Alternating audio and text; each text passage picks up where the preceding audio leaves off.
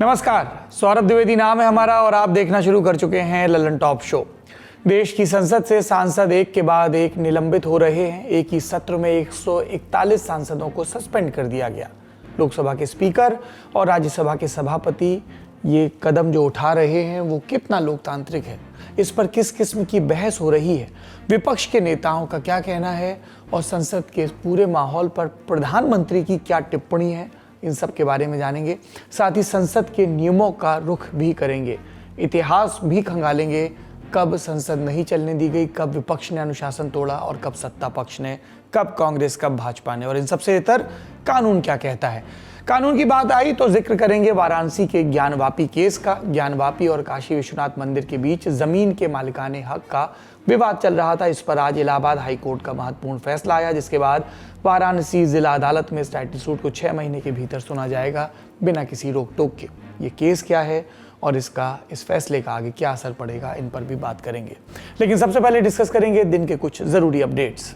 आज दिल्ली में इंडिया गठबंधन की बैठक हो रही है, दिल्ली के अशोका होटल में। इसमें कांग्रेस नेता सोनिया गांधी, राहुल गांधी और पार्टी अध्यक्ष मल्लिकार्जुन खड़गे शामिल हुए। सपा नेता अखिलेश यादव, दिल्ली के मुख्यमंत्री और आम आदमी पार्टी नेता अरविंद केजरीवाल, बिहार के मुख्यमंत्री और जेडीयू नेता नीतीश कुमार, बंगाल की मुख्यमंत्री और टीएमसी नेता ममता बनर्जी, कश्मीर से फारूक अब्दुल्ला, उमर अब्दुल्ला और महबूबा मुफ्ती और राष्ट्रीय लोकदल के जयंत चौधरी समेत कई नेता, कम्युनिस्ट पार्टी के नेता भी मौजूद थे। कहा जा रहा है कि इंडिया अलायंस इस बात पर माथापच्ची कर रहा है कि आगामी लोकसभा चुनाव में भाजपा के खिलाफ 400 सीटों पर क्या कॉमन प्रत्याशी उतारा जाए। मीटिंग में गठबंधन के संयोजक पर भी चर्चा हो रही है और जानकारी दे रहे हैं पत्रकार। देखिए इस चौथी बैठक में सबसे बड़ी बात तो ये है कि एक नाम सामने आया है और ये नाम है मल्लिकार्जुन खड़गे का, कांग्रेस पार्टी के अध्यक्ष, जिनका नाम ममता बनर्जी और अरविंद केजरीवाल ने जो है प्रस्तावित किया। हालांकि खड़गे ने उस पर विराम लगाने की कोशिश की कि पहले हम लोग चुनाव लड़ते हैं, जीतेंगे तब देखेंगे। मेरी कोई ऐसी मंशा नहीं है कि मैं कोई पद की कामना करूं, और लगातार इस बात को लेकर चर्चा जोरों पर थी कि एक चेहरा होना चाहिए। यही वजह है कि टीएमसी ने इस तरह से, ममता बनर्जी ने खड़गे साहब का नाम लिया। दूसरी बड़ी बात यह है कि सीट शेयरिंग को लेके एक डेडलाइन तय हुई है कि जल्द से जल्द हर राज्य में सीट शेयरिंग का फॉर्मूला तैयार किया जाना चाहिए, जहाँ पे कांग्रेस की सेंट्रल कमेटी और हर एक राज्य में जो क्षेत्रीय क्षत्रप है उनकी रीजनल कमिटीज इस पर निर्णय लेगी। और ये निर्णय राज्यों को देना चाहिए। माइक्रो लेवल पे सीट शेयरिंग का जो फॉर्मूला है वो तैयार किया जाना चाहिए।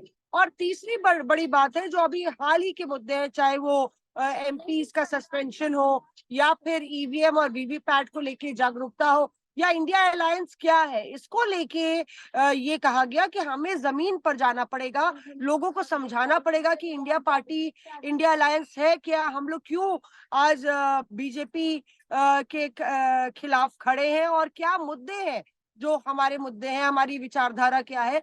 इसको लेके जरूरत महसूस की गई कि हम लोग को ग्राउंड जीरो पर जाना चाहिए। तो एक तरफ सीट शेयरिंग तय होगा, दूसरी तरफ ग्राउंड पे जाने का एक्शन प्लान।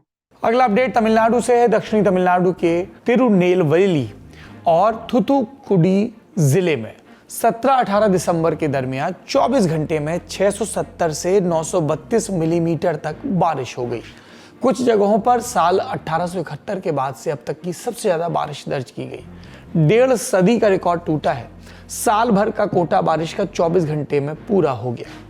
कयालपट्टिनम, तेनकासी और कन्याकुमारी जिले भी इससे प्रभावित हुए हैं। इस बारिश के बाद आई बाढ़ और भी विकराल रूप ले चुकी है, इसलिए रेस्क्यू ऑपरेशन भी तेज करने पड़े। और इन रेस्क्यू ऑपरेशंस में कौन जुटा है? सेना के तीनों अंग, इसके अलावा नेशनल लेवल की और स्टेट लेवल की डिजास्टर रिस्पांस फोर्स।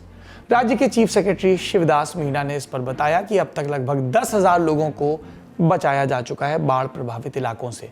मौसम विभाग के मुताबिक अभी और बारिश की आशंका है। कन्याकुमारी, तिरुनेलवेली, थूथुकुडी, रामनाथपुरम, पुदुकोट्टई और तंजावुर जिलों के लोगों को सतर्क रहने को कहा गया है।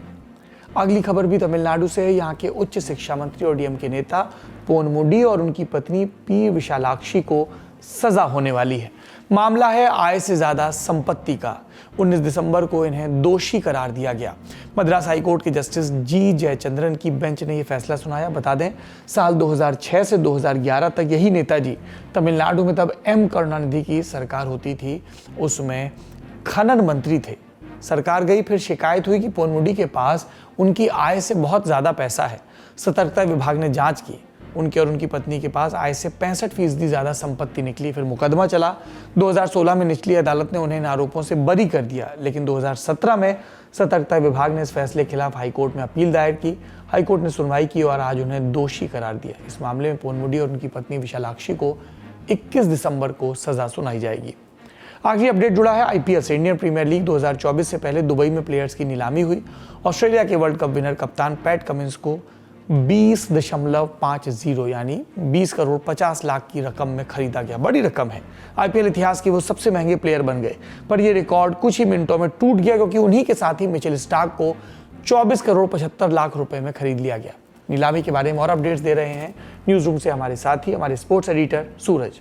आईपीएल ऑक्शन में सबसे महंगा कौन बिका ये आपको पता है, लेकिन कुमार कुशाग्र, शुभम दुबे और समीर रिजवी के नाम जरूर याद रखिएगा। ये वो बच्चे हैं जिनको करोड़ों रुपए देकर आईपीएल में खरीदा गया है। और क्यों खरीदा गया? क्योंकि इनके पास वो टैलेंट है, इनके पास वो क्षमता है जो टी20 क्रिकेट में सबसे ज़्यादा जरूरी होती है। तेजी से रन बनाने की कैपेबिलिटी रखते हैं और साथ ही साथ लंबे शॉट्स लगा कर अपना नाम बना चुके हैं। इनके अलावा बहुत सारे ऐसे भी प्लेयर्स रहे जिनका नुकसान हुआ। हैरी ब्रूक पिछली बार काफ़ी महंगे बिके थे, इस बार उनको वो पैसे नहीं मिल पाए। जयदेव उनादकट को भी नुकसान हुआ है, शार्दुल ठाकुर को भी नुकसान हुआ है, जबकि कई ऐसे प्लेयर्स भी रहे जिनको काफ़ी फायदा हुआ इस बार के ऑक्शन में। इनमें वेस्टइंडीज के रोमन पॉवेल का नाम भी आप जोड़ लीजिए, पहला नाम उनका ही आया था ऑक्शन में। और उन पर जिस तरीके से बोलियां लगी, उनको खुद उम्मीद नहीं रही होगी। लगभग 8 करोड़ रुपए में उनको खरीदा गया।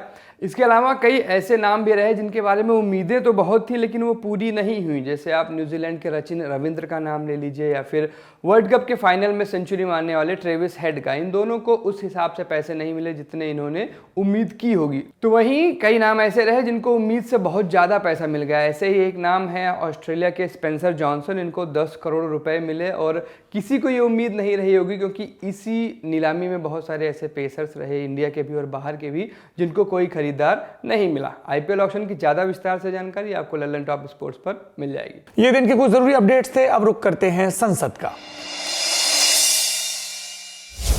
संसद का हाल जानने के पहले आप ये वीडियो देखिए।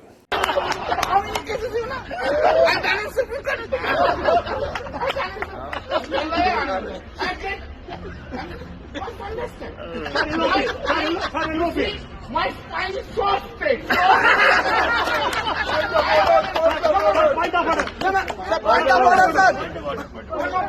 You Mr. Gandhi, you must understand. Lok Sabha. You must understand that I have been appointed here only to save Narendra Modi. Understand? My spine is straight. Video संसद भवन की सीढ़ियों का है। राज्यसभा के सांसद और तृणमूल कांग्रेस के नेता कल्याण बनर्जी राज्यसभा के सभापति और देश के उपराष्ट्रपति जगदीप धनखड़ की नकल उतार रहे थे। वो इस वीडियो में धनखड़ की रीढ़ की हड्डी की बात कर रहे थे। वो राज्यसभा के सभापति की लोकतांत्रिकता और मजबूती पर चुटकुले सुना रहे थे। सामने खड़े राहुल गांधी फोन से धनखड़ की मिमिक्री का वीडियो बना रहे थे। मनोज झा और केसी वेणुगोपाल समेत वहां मौजूद सारे सांसद एक संवैधानिक पद पर बैठे व्यक्ति का मजाक उड़ता देख हंस रहे थे। सांसदों के इस व्यवहार के अपने बहाने हैं। वो कह रहे हैं कि देश की संसद में लोकतंत्र का हनन हो रहा है। दरअसल 18 दिसंबर को लोकसभा से 45 और राज्यसभा से 33 सांसदों को निलंबित कर दिया गया। इसके पहले 14 दिसंबर को लोकसभा से 13 और राज्यसभा से 1 सांसद को निलंबित किया गया था। इन 2 तारीखों पर हुए निलंबन की संख्या मिलाकर हो गई थी 92। ये सभी सांसद विपक्ष के हैं। निलंबन की वजह क्योंकि सदन में ये सारे सदस्य 13 दिसंबर को हुई सुरक्षा चूक पर प्रधानमंत्री और गृह मंत्री की सफाई मांग रहे थे। फिर कैलेंडर में लगी 19 दिसंबर की तारीख। संसद में विपक्ष ने एक बार फिर से विरोध शुरू किया। गांधी प्रतिमा के नीचे सांसदों ने नारेबाजी भी की। सदन के अंदर भी ये हुआ और तुरंत हाउस स्थगित करने का आदेश आया। साथ ही एक बार फिर आदेश आया निलंबन का, क्योंकि ये सब तख्तियां लहरा रहे थे। नियम विरुद्ध ढंग से सदन के अंदर विरोध प्रदर्शन के नियम है उनका उल्लंघन करके व्यवधान पैदा कर रहे थे। इस क्रम में लोकसभा से कुल 49 सांसद बाहर किए गए। इनमें अहम नाम फारूक अब्दुल्ला, शशि थरूर, मनीष तिवारी, डिम्पल यादव, कार्ति चिदम्बरम, सुप्रिया सुले, इन समेत 49 सांसदों के नाम आपको स्क्रीन पर नजर आ रहे हैं जिन्हें बाहर का रास्ता दिखाया गया। संसद के दोनों सदनों से एक ही सत्र में निकाले गए सांसदों का इसके साथ ही एक नया रिकॉर्ड बन गया। ये रिकॉर्ड 141 सांसदों का हो गया है। जी, देश की संसद से विपक्ष के 141 सांसद एक बार में सस्पेंड कर दिए गए एक ही सत्र में। आरोप कि इन्होंने सदन की कार्रवाई में अव्यवस्था पैदा की, ये सत्ता पक्ष की तरफ से आरोप है।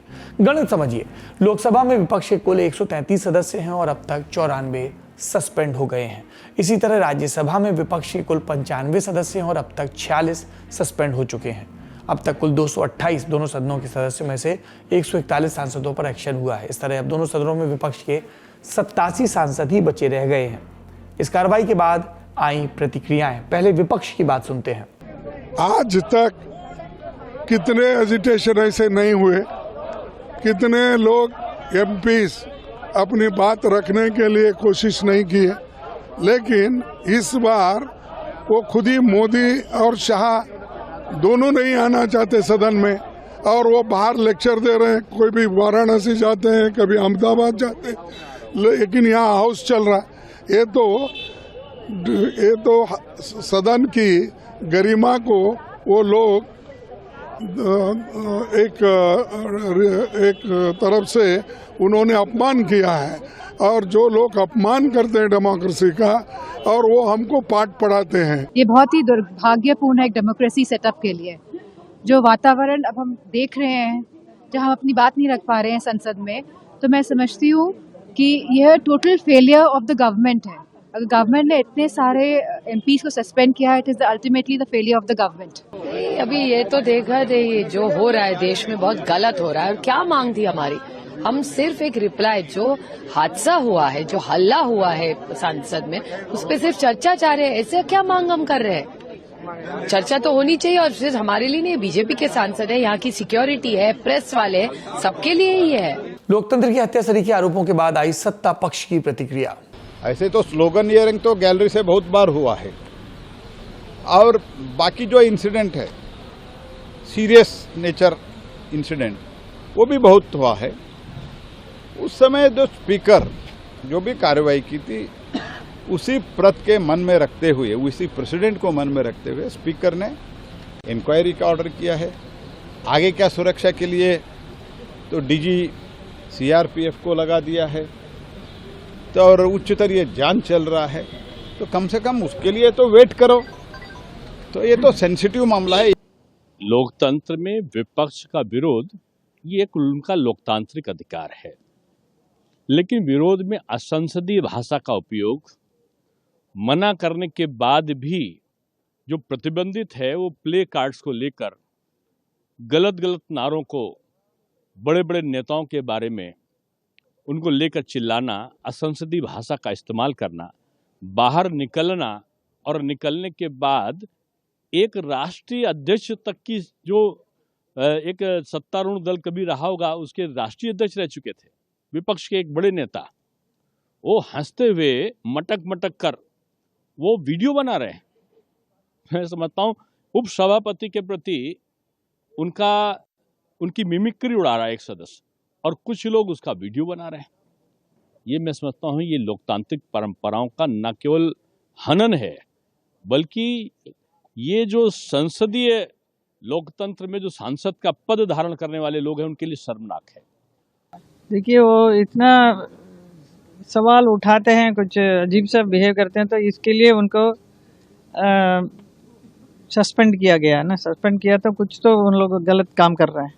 सो अकॉर्डिंग टू पार्लियामेंट रूल्स करना चाहिए काम, वो नहीं करते हैं तो निकल सस्पेंड किया। तो इसमें कोई गलत बात तो नहीं है, सही है। एक बंद कमरे में प्रधानमंत्री नरेंद्र मोदी की भी रिएक्शन आई। दरअसल आज ही के दिन भाजपा ने अपने संसदीय दल की बैठक बुलाई थी। मीडिया रिपोर्ट्स के मुताबिक इसमें पीएम मोदी ने कहा, विपक्ष के जो पैंतरे हैं वो ये भरोसा दिलाते हैं कि साल 2024 के लोकसभा चुनाव में उनकी संख्या और कम हो जाएगी। जब वो अगली लोकसभा में आएंगे तो उनकी संख्या अभी की स्ट्रेंथ से भी कम हो जाएगी। संविधान ने हमें ताकत दी है कि हम यहाँ तक पहुँचें और काम करें। लोगों ने हमारा साथ दिया। विपक्ष का एजेंडा है कि वो संविधान और संसदीय कार्यप्रणाली का अपमान करे। ये दुखद है। विपक्ष मर्यादा की सीमा रेखा लांघकर संसद में घुसे उन लड़कों से बड़ी गलती कर रहा है। हम देश बनाने की सोच रहे हैं, वे सरकार उखाड़ने की सोच रहे हैं। अब ध्यान दीजिए, हमने कुछ देर पहले आपको राज्यसभा के सभापति की मिमिक्री करते हुए सांसदों का वीडियो दिखाया था। ये वीडियो उस वक्त का था जब आज संसद के दोनों सदनों की कार्रवाई स्थगित कर दी गई थी। सेशन रिज्यूम हुआ और आई जगदीप धनखड़ की प्रतिक्रिया। वो सोशल मीडिया और न्यूज़ चैनलों पर अपनी मिमिक्री देख चुके थे और उसके बाद उन्होंने ये कहा। मैंने कुछ देर पहले एक टीवी चैनल पर देखा है, गिरावट की कोई हद नहीं है, गिरावट की कोई हद नहीं है। आपके एक बड़े नेता एक सांसद के असंसदीय व्यवहार को वीडियो कर रहे थे। आपसे भी बहुत बड़े नेता हैं वो। मैं तो यही कह सकता हूं, सद्बुद्धि आए। कुछ तो सीमा होती होगी, कुछ जगह तो बख्शो, कुछ जगह तो बख्शो।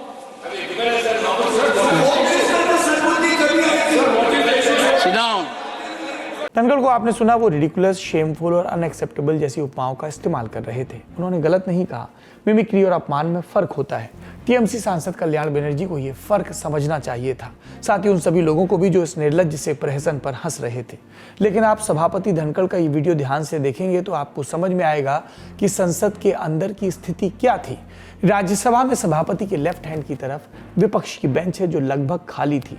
जो कुछ बचे थे वो चलती बहस में इल्जाम लगा रहे थे सभापति पर कि उनकी बात सुनी नहीं जा रही है। संसद के अंदर और क्या हो रहा था, सुनिए वहां मौजूद पत्रकारों से। जैसा कि आप जानते हैं, 49 मेंबर्स ऑफ पार्लियामेंट सांसदों को लोकसभा से आज निलंबित कर दिया। इससे जो पूरा टोटल है वो 141 हो चुका है, राज्यसभा और लोकसभा को मिलाकर। शुरुआत में ही दिन में हमने देखा कि एक इंडिया ब्लॉक की मीटिंग हुई, फ्लोर लीडर्स की मीटिंग हुई सुबह के 10 बजे, जहां पे उन्होंने स्ट्रेटेजाइज किया कि वो जो बाकी बचे हुए लोग हैं वो जाकर पार्लियामेंट में, लोकसभा और राज्यसभा में वो प्रदर्शन करते रहेंगे।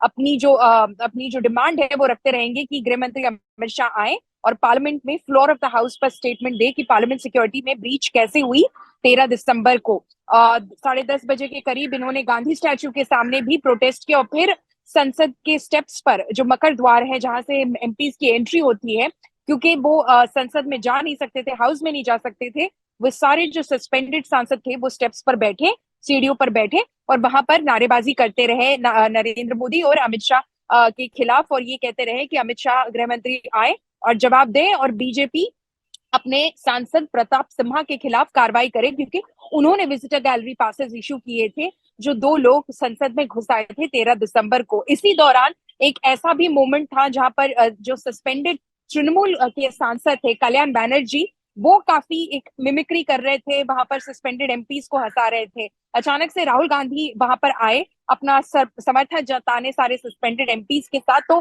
काफी सारे सांसदों ने कल्याण बनर्जी से कहा कि आप करके दिखाइए जो आप मिमिक्री करते हैं। तो उन्होंने खड़े होकर वहां पर राज्यसभा चेयरमैन जगदीप धनखड़ की मिमिक्री की, कहा कि I am not spineless, I have a spine, I am only here mister Rahul Gandhi, please understand to save Narendra Modi. इस तरह की उन्होंने बयानबाजी की। अब लोकसभा के आखिरी सत्र को खत्म होने में 3 दिन बचे हैं और लगभग 2/3 विपक्षी सांसद सदन के बाहर हैं।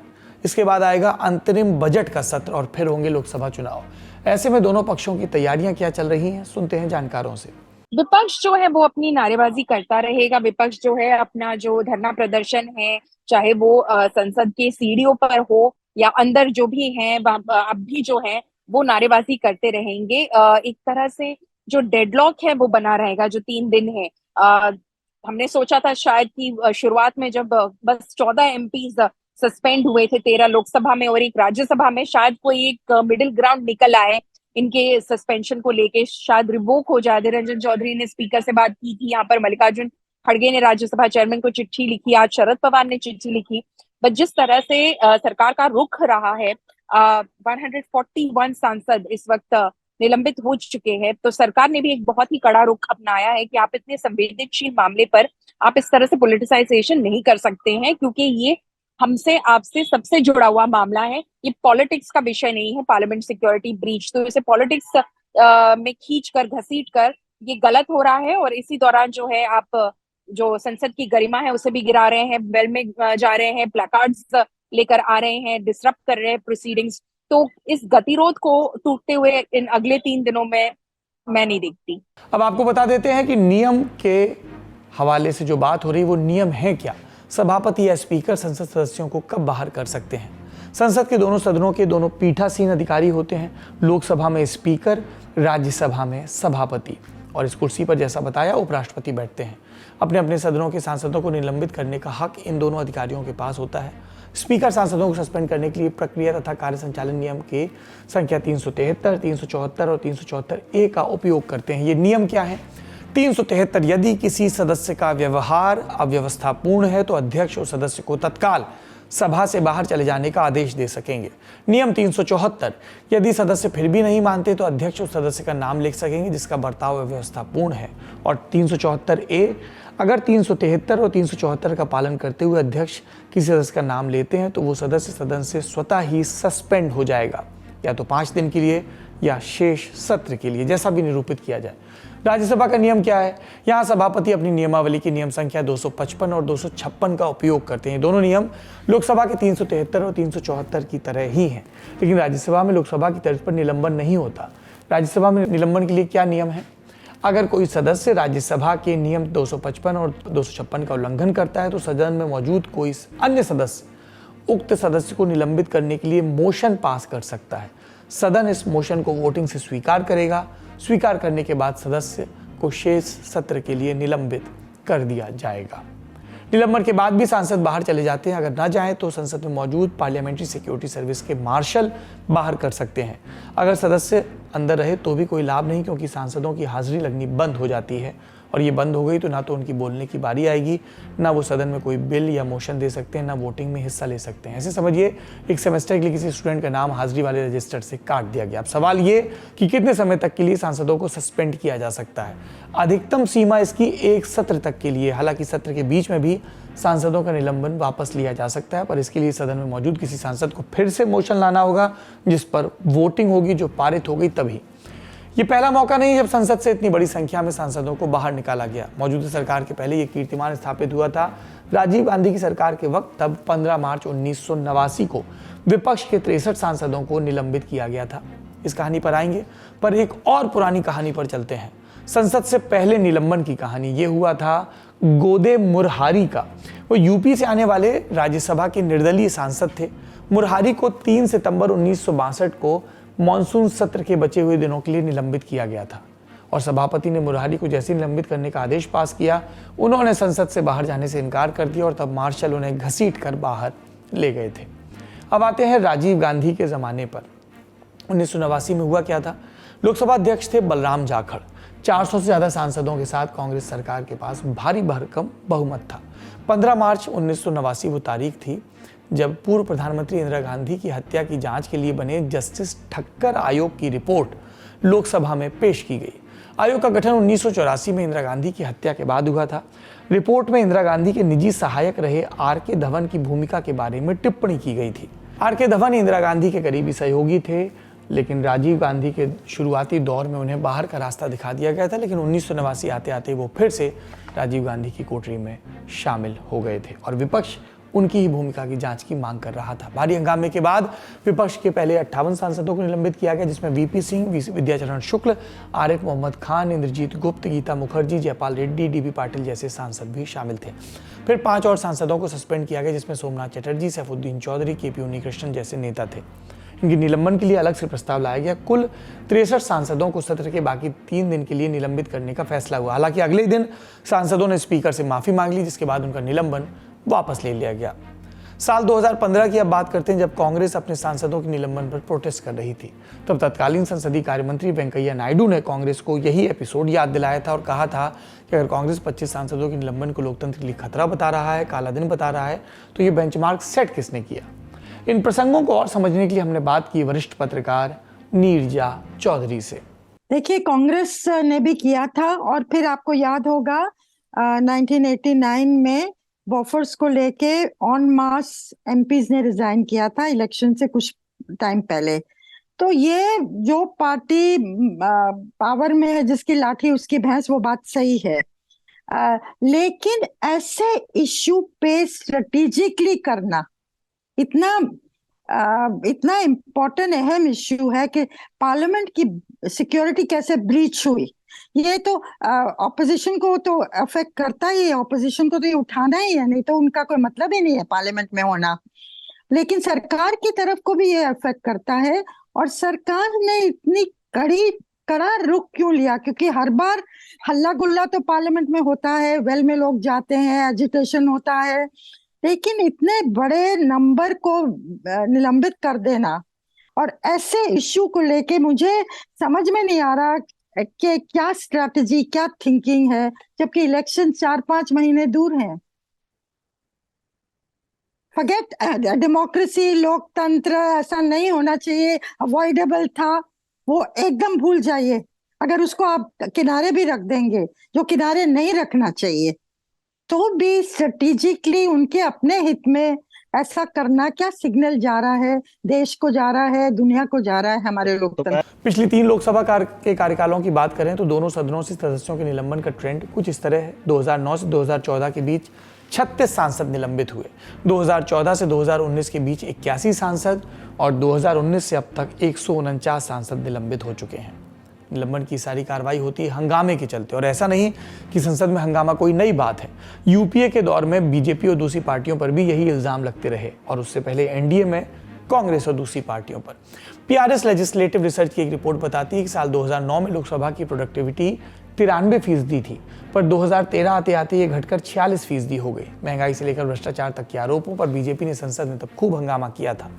इसमें किसी न किसी मौके पर सत्ता पक्ष भी शामिल होता रहा है। मसलन 2023 में ही बजट सत्र के दौरान बीजेपी ने, जो सत्ता पक्ष में है, राहुल गांधी से माफी मांगने के लिए प्रदर्शन किया था। दरअसल राहुल गांधी ने लंदन में कह दिया था कि प्रधानमंत्री नरेंद्र मोदी की सरकार के तहत भारत में लोकतंत्र खतरे में है, और इस पर बीजेपी ने उन्हें घेर लिया, विदेशी धरती पर भारत के अपमान का आरोप लगाया और संसद के भीतर कई दिनों तक माफी की मांग करते हुए प्रदर्शन किया। और आज जो हो रहा है वो तो हम देख ही रहे हैं। क्या हम ये उम्मीद लगा सकते हैं कि देश के सांसद ये जाने कि जनता उन्हें देख रही है, जनता देख रही है कि जिस भवन में उनकी बेहतरी के फैसलों पर वाद विवाद संवाद होना चाहिए, वहाँ पर इस तरह के प्रदर्शन हो रहे हैं और फिर हो रही हैं कार्रवाइयाँ।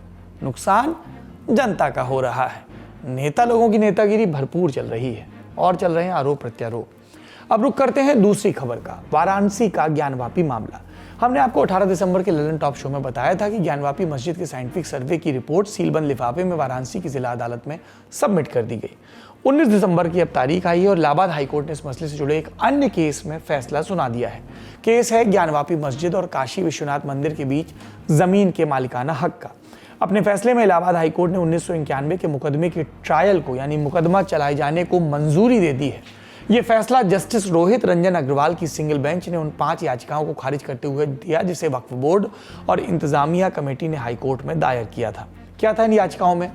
इनके बैकग्राउंड में एक मांग थी। दरअसल वाराणसी कोर्ट में साल 1991 में याचिका के जरिए भगवान आदि विश्वेश्वर विराजमान के मित्रों ने मांग की थी कि वाराणसी में जिस जमीन पर ज्ञानवापी मस्जिद मौजूद है वहां पर मंदिर बनाने की इजाजत दी जाए। वजह, क्योंकि मान्यता है कि उस जमीन पर पहले भगवान विश्वनाथ का पुराना मंदिर था।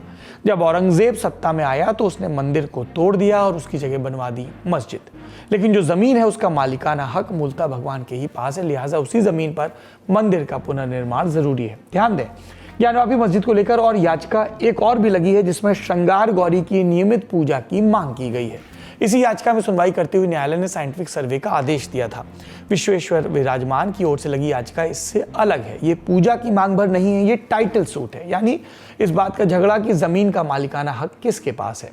आइए विश्वेश्वर विराजमान ज्ञानवापी मस्जिद भूमि विवाद की टाइमलाइन पर गौर करते हैं।